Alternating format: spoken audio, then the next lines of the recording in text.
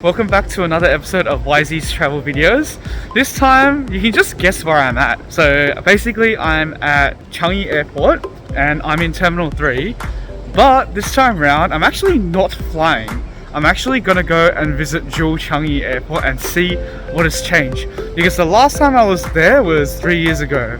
There were some upgrades since I was last there, because I remember I was in the first week of opening. I was actually there, but I haven't been since that, so I actually don't know what's happened. If you're gonna go to Jewel Changi Airport, the way you go about it is you need to go to Terminal 3, and then the thing is you need to go on the north side, where you'll see in the background there's an Old Town White Coffee and there's a Starbucks there. So you just need to keep going straight, and then eventually you'll reach the Jewel Changi Airport. You'll see Fragrance as well, you'll see Lao Lao, the frozen yogurt place, and then you just need to keep walking through, and then you'll see Jewel Changi just right over there.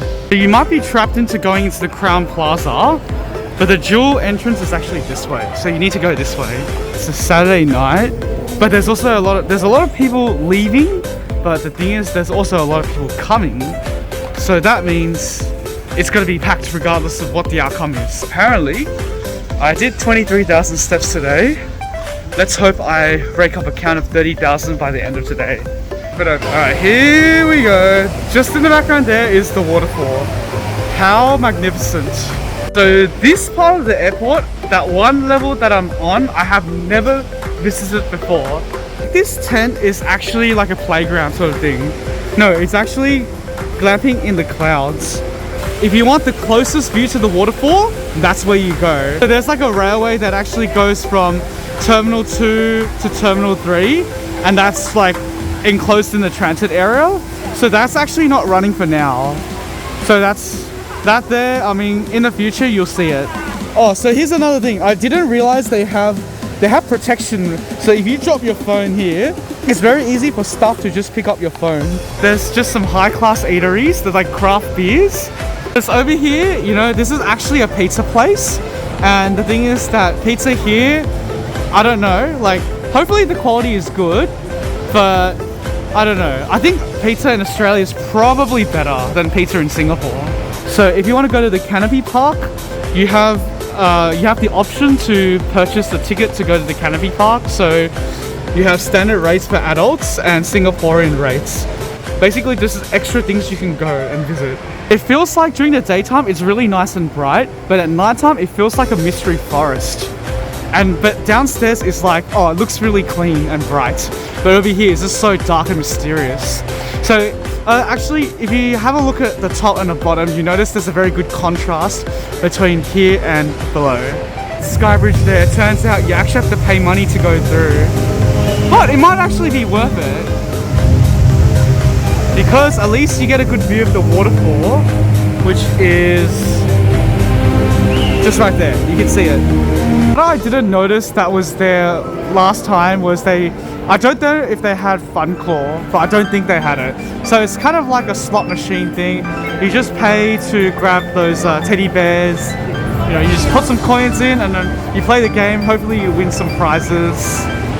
But it looks nice. Have a look at the view that I have here.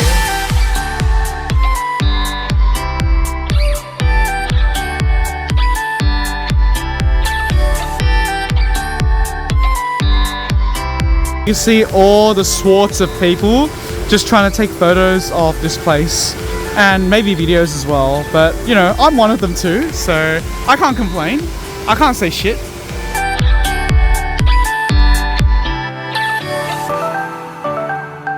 Okay, so I had no idea they had a choiwa here. So this is a restaurant chain in Hong Kong, and the thing is that the food there is like Hong Kong cafeteria food. Would I say it's good? Maybe not. There's like Indian restaurants as well, and then they have seafood restaurants to the side, as you can see.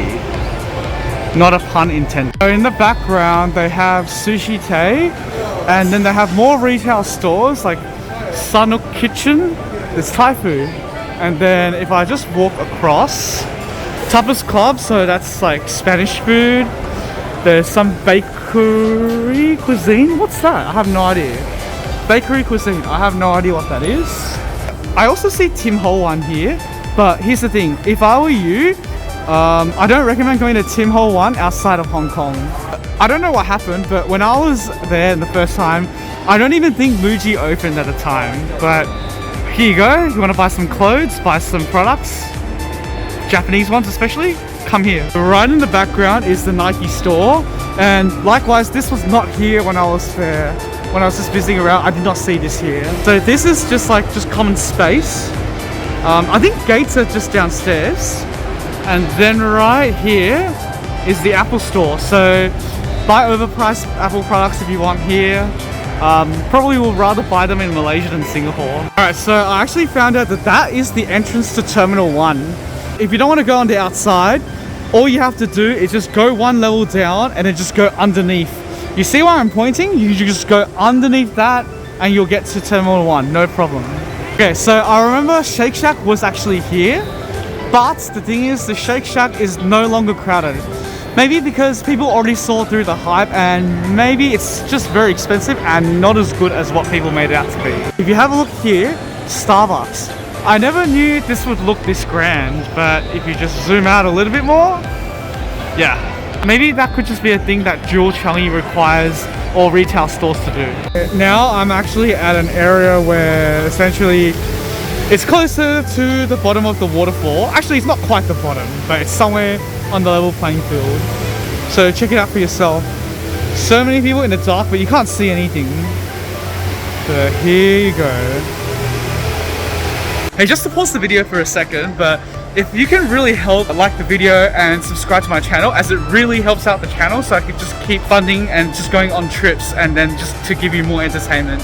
Alright, let's go back to the video. So as you can see, Terminal 1 is directly linked to just Jewel Changi Airport just there.